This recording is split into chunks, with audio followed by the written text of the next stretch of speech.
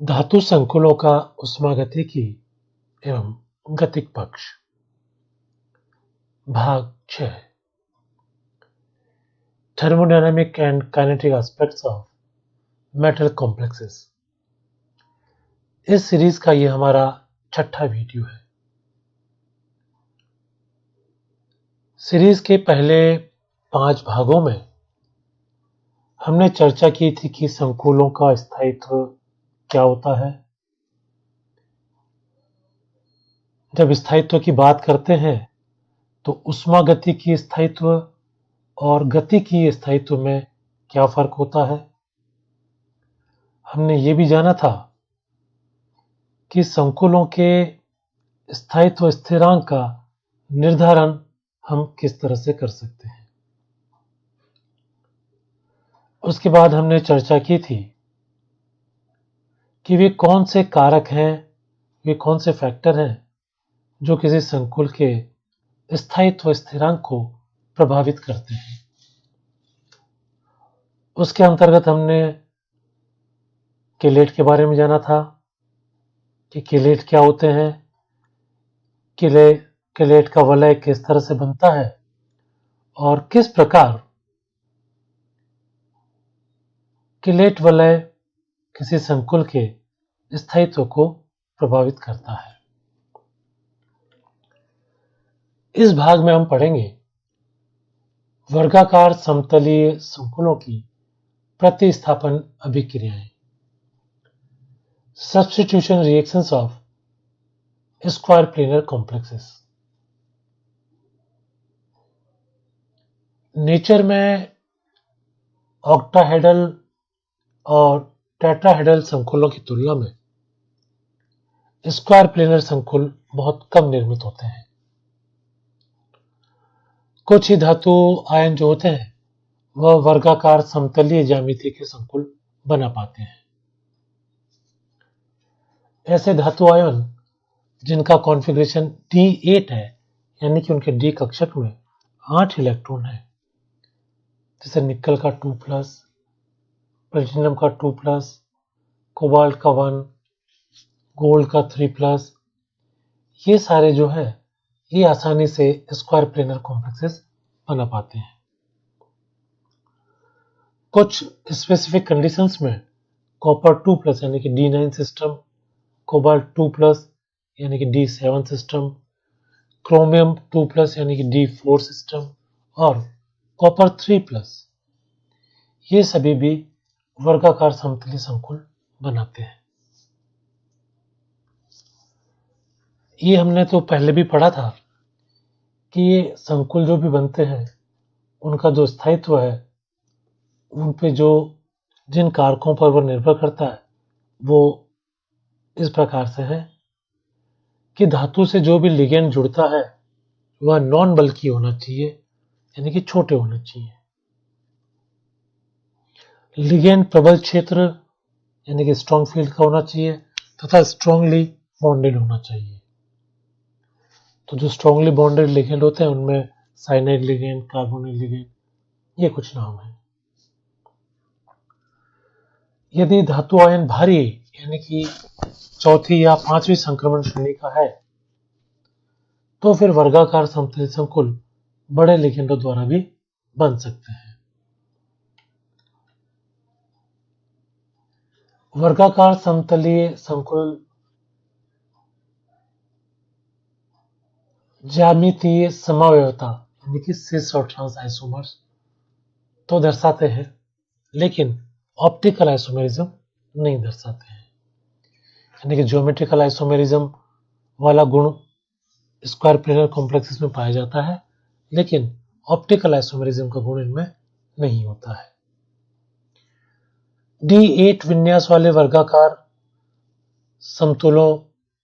समतलीय संकुलों की अभिक्रियाओं के लिए जनरली प्लेटिनम सेकेंड आयन के संकुलों को काम में लेते हैं। चूंकि प्लेटिनम सेकेंड आयन के संकुल स्थायी होते हैं, आसानी से बनाए जा सकते हैं, इसलिए वर्गाकार समतलीय संकुलों की अभिक्रियाओं के अध्ययन हेतु हम प्लेटिनम सेकेंड आयन के संकुलों को ही चूज करते हैं।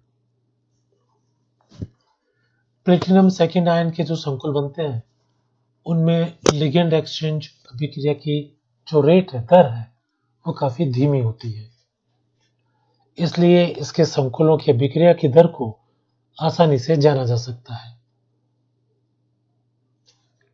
अब जहां तक बात करें प्लेटिनम, पैलेडियम और निकल सेकेंड आयनों की रेट ऑफ रिएक्शन की, तो इनका अनुपात 1:10⁵ है।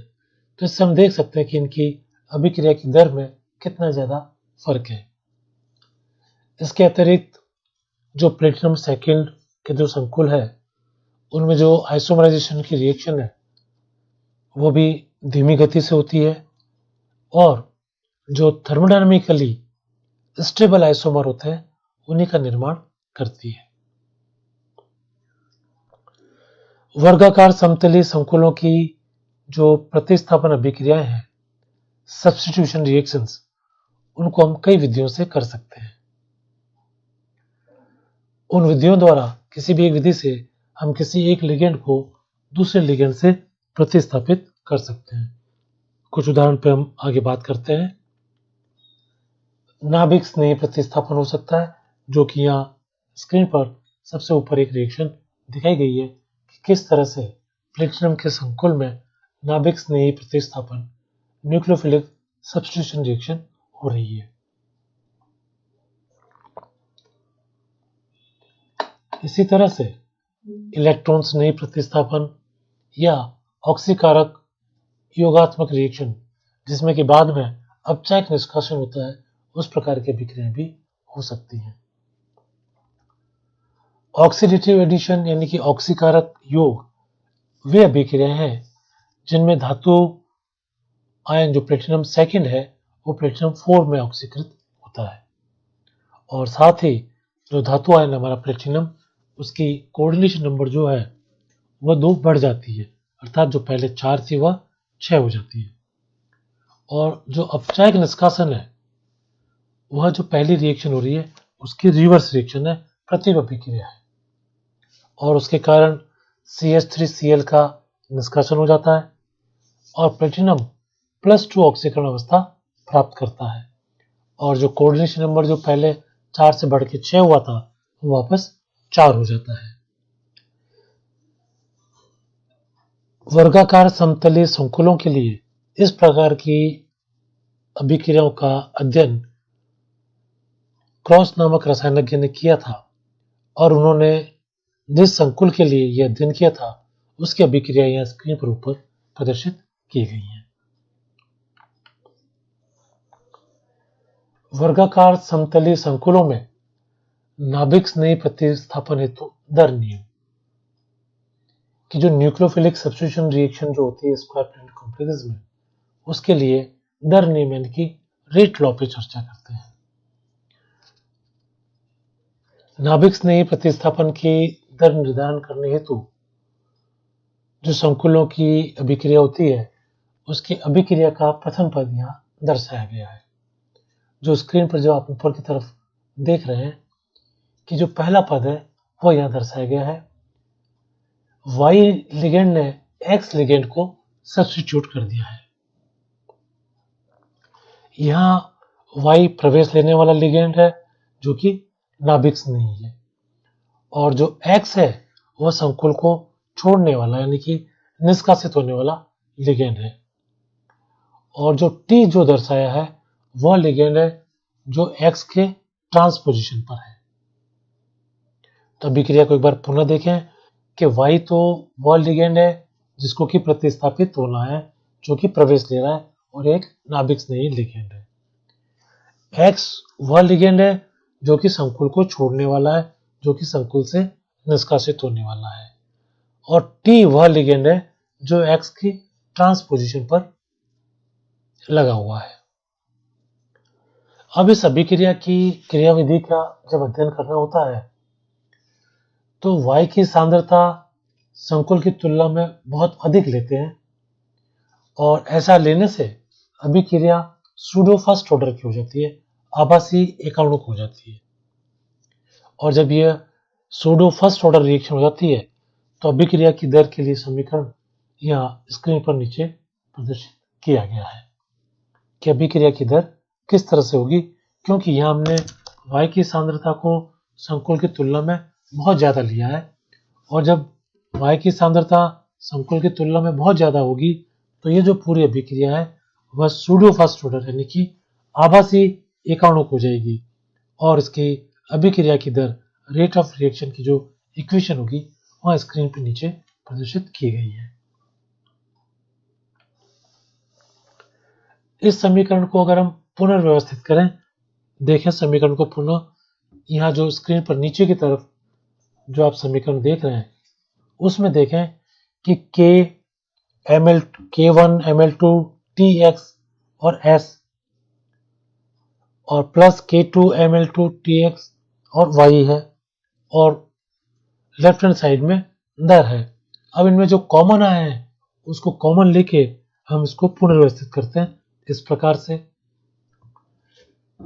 कि Ml2 Tx तो कॉमन हो गया, तो बच गया K1 प्लस K2y, तो दर इक्वल्स टू हो गया K1 plus K2y Ml2 Tx। K1 plus K2y को हमने K प्राइम से रिप्लेस किया है, तो हमें हमारी जो अभिक्रिया की दर है उसका समीकरण हो गया कि दर equals to K prime Ml2 Tx।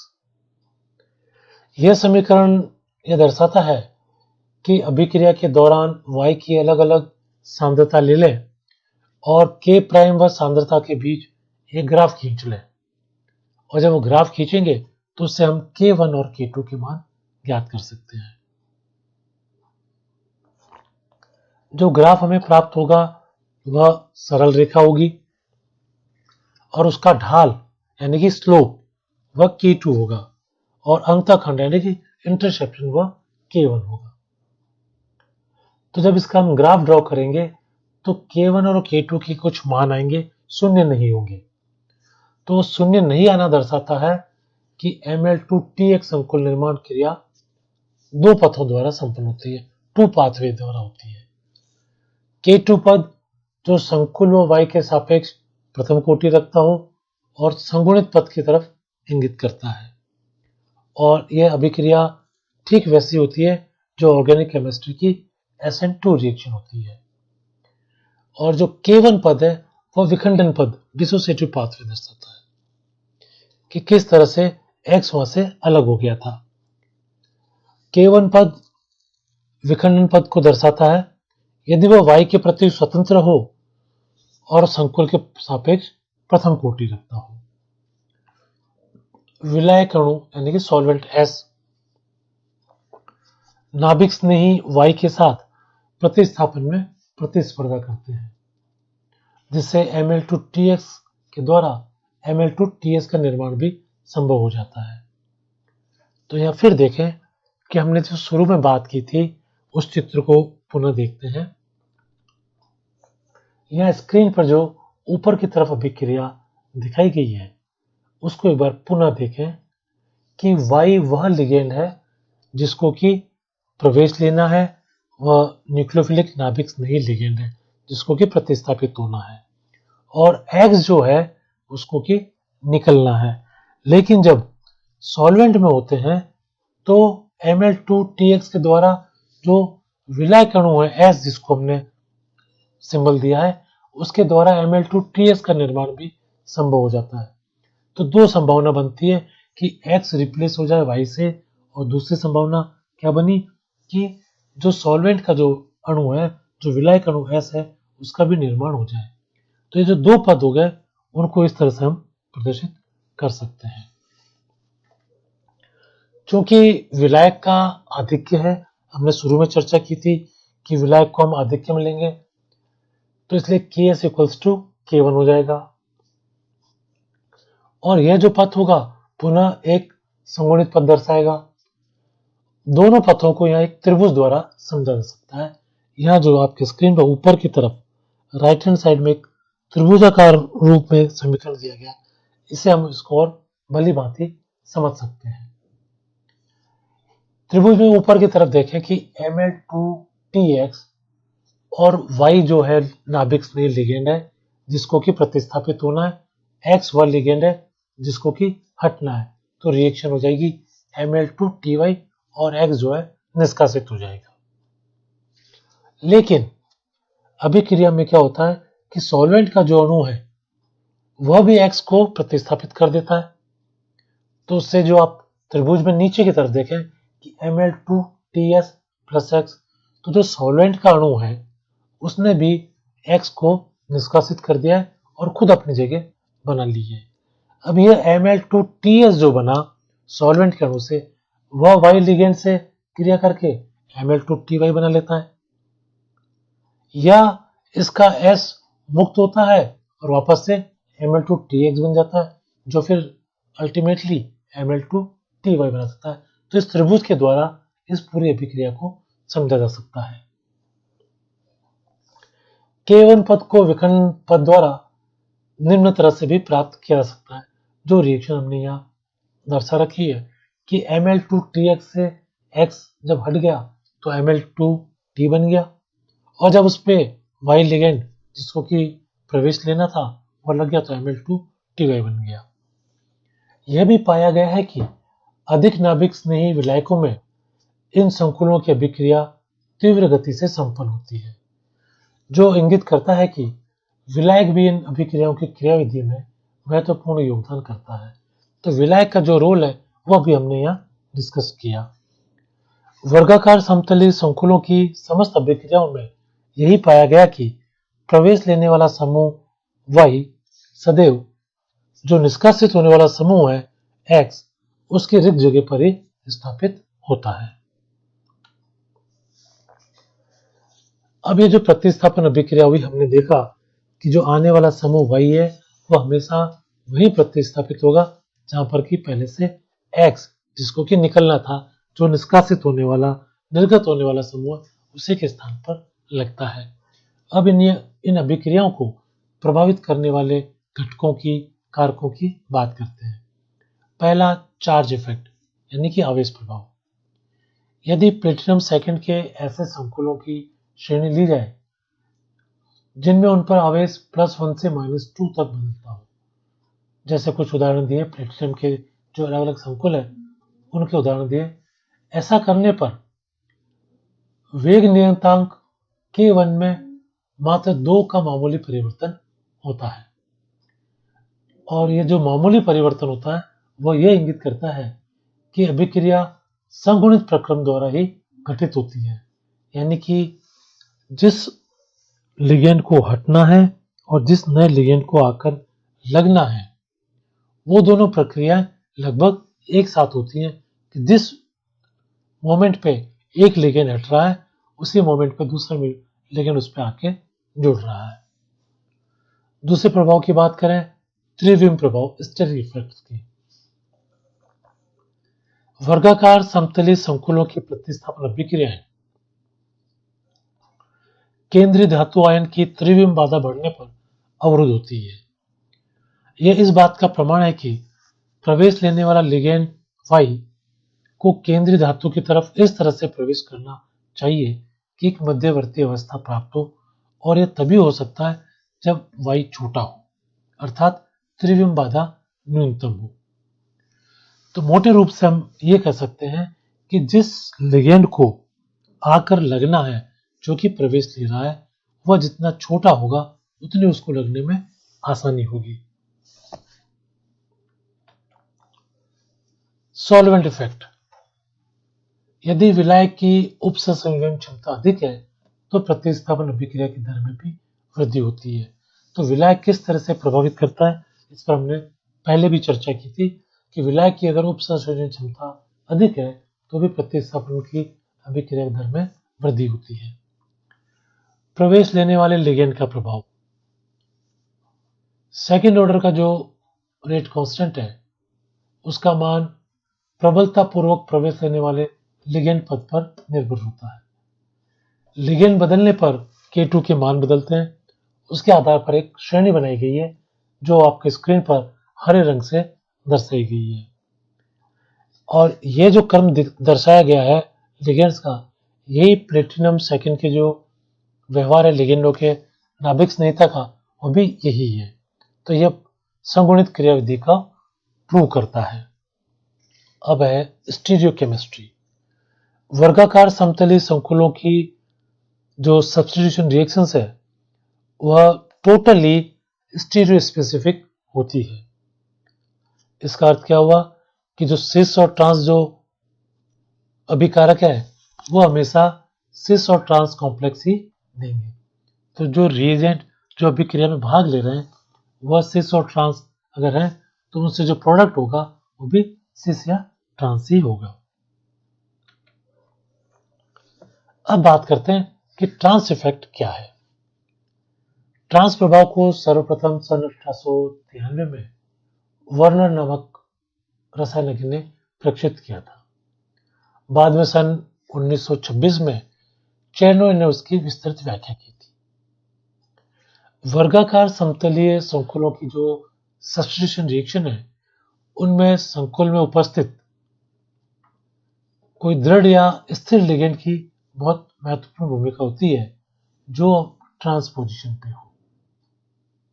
तो जब कभी स्क्वायर प्लेनर कॉम्प्लेक्सेस होंगे और उनकी सब्स्टिट्यूशन रिएक्शन अगर हो रही है तो जो लिगेंड ट्रांसपोजिशन पर है उसकी एक महत्वपूर्ण भूमिका होती है।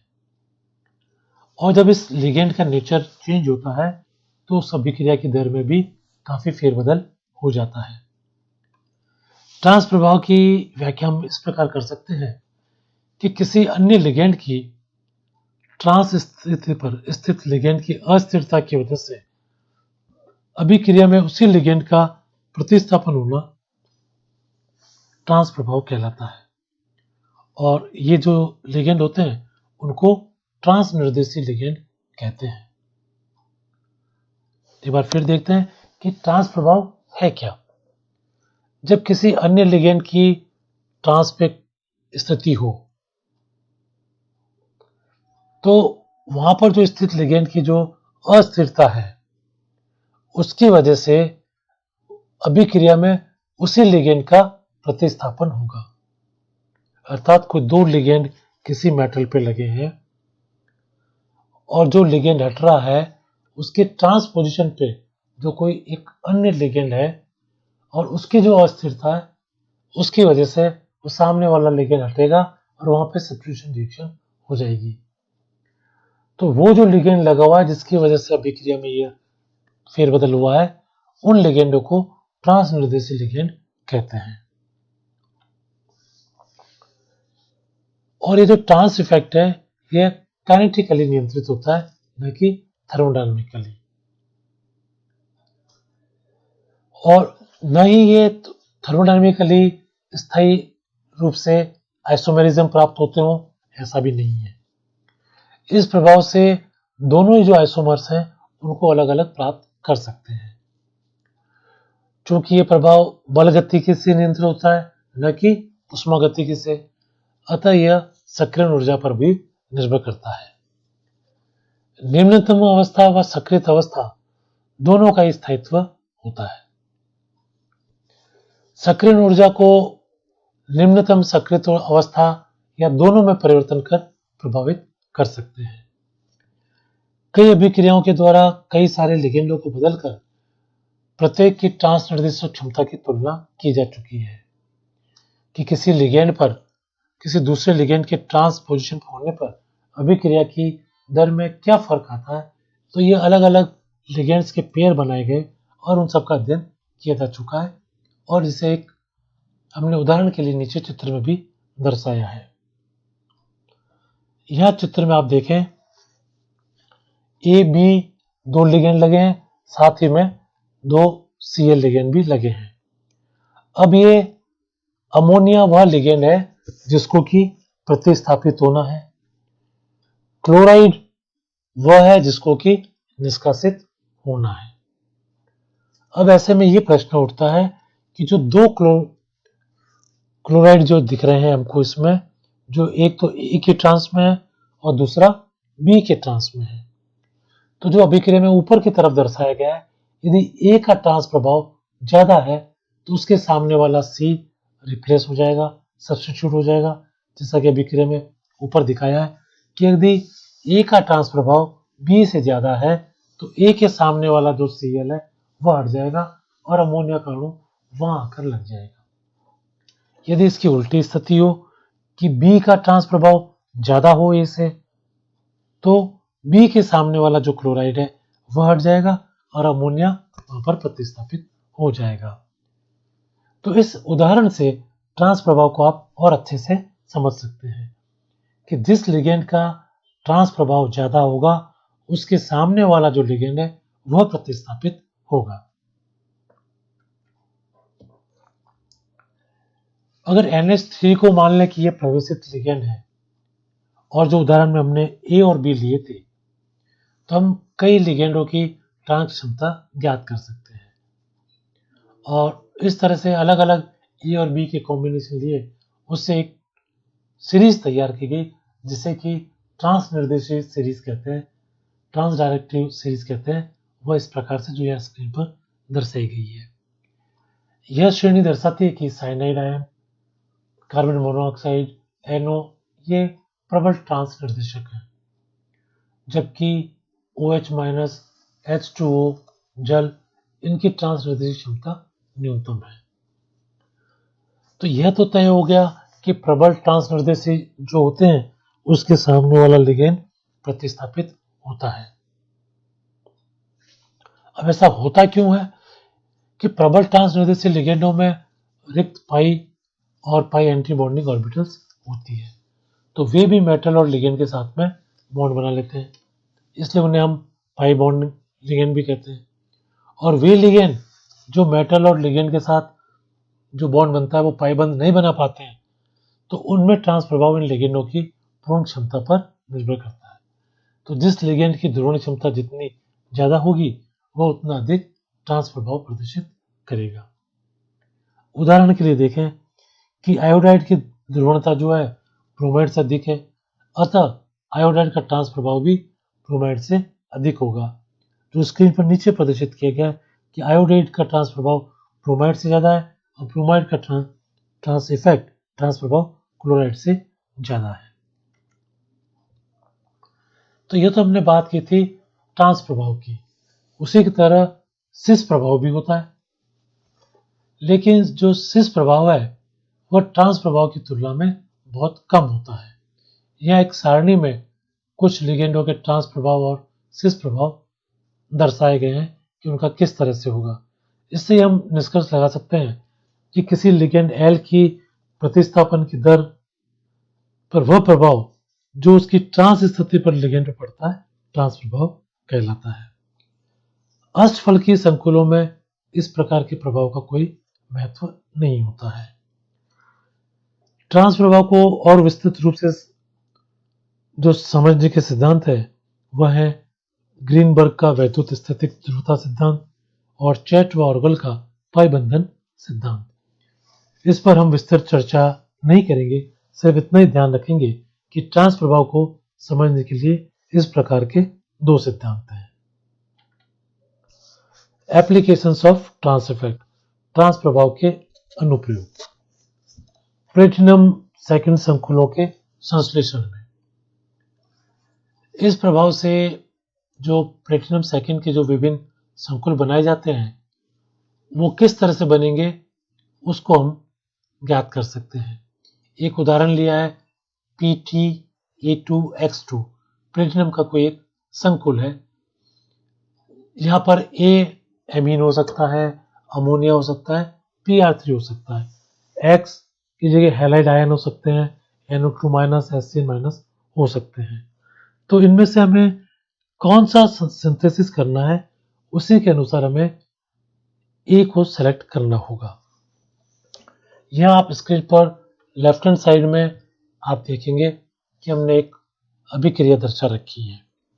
यह संश्लेषण दर्शाता है कि सिस समवाय बन रहा है कि जो सिस जो आइसोमर है उसका सिंथेसिस हो रहा है, क्योंकि Cl- का ट्रांस प्रभाव NH3 के ट्रांस प्रभाव से ज्यादा है। तो आप देखेंगे कि चूंकि NH3 का Cl- से ट्रांस प्रभाव ज्यादा है तो एक Cl को NH3 ने रिप्लेस कर दिया है। और ट्रांस समावयव प्राप्त हो रहा है। और ट्रांस समावयव हमें कब मिल रहा है? जबकि NO2 का चूंकि ट्रांस प्रभाव Cl के ट्रांस प्रभाव से ज्यादा है। तो अभिक्रिया में जब आप राइट हैंड साइड में देखेंगे कि वहां हमें ट्रांस इफेक्ट देखने को मिल रहा है। इसी पर ये जो हमने ए बी से उदाहरण लिया था, इसी तरह एक सिस ट्रांस जो प्लेटिनम का कॉम्प्लेक्स है उसका सिंथेसिस भी देखें तो अभिक्रिया को जब आप ध्यान से देखेंगे तो पाएंगे कि सिस और ट्रांस दोनों सिंथेसिस संभव हो रहे हैं, क्योंकि C2H4 Cl- तथा NH3 के ट्रांस प्रभाव का क्रम जो है यहाँ दे रखा है कि C2H4 का ट्रांस प्रभाव क्लोराइड से ज्यादा है और क्लोराइड का ट्रांस प्रभाव अमोनिया से ज्यादा है। अब PT-A2X2 प्रकार के जो संकुल है उसके सिस और ट्रांस आइसोमर में अगर डिफ्रेंशिएट करना हो तो उसमें भी ट्रांस इफेक्ट काफी यूजफुल होता है। अब इनमें भेद करने के लिए, डिफर करने के लिए सिस और ट्रांस आइसोमर में थायोयूरिया को यूज करते हैं और ये जो परीक्षण किया जाता है इसको कोर्नाकोव परीक्षण, कोर्नाकोव टेस्ट कहते हैं। थायोयूरिया के स्थान पर थायोसल्फेट आयन को भी यूज कर सकते हैं। अब ये जो दो अभिक्रियाएं आप देख रहे हैं कि जो सिस आइसोमर है वह थायोयूरिया से किस प्रकार अभिक्रिया करता है और थायोयूरिया का जो कॉम्प्लेक्स प्राप्त होता है कि चारों लिगेंड जो है वो थायोयूरिया हो गए। तो अगर ये सिस फॉर्म में अगर होता तो थायोयूरिया से अभिक्रिया कर कर हमें जो संकुल प्राप्त होता उसमें चारों लिगेंड थायोयूरिया के हो जाते हैं। लेकिन अगर यही जो कॉम्प्लेक्स है ट्रांस फॉर्म में होता, जैसा कि दूसरी अभिक्रिया में दिखा रखा है, पहली अभिक्रिया और दूसरी अभिक्रिया में जो कॉम्प्लेक्स हमने लिया दोनों एक ही है। ऊपर वाली अभिक्रिया में हमने उसका सिस फॉर्म लिया था और नीचे वाली अभिक्रिया में हम ट्रांस फॉर्म ले रहे हैं।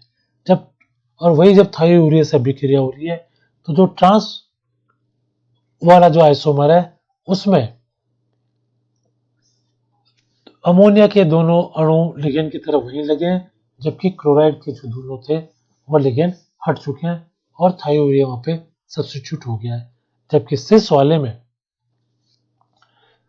चारों हट चुके हैं और चारों नए जो लिगेंड है वह थायोयूरिया है।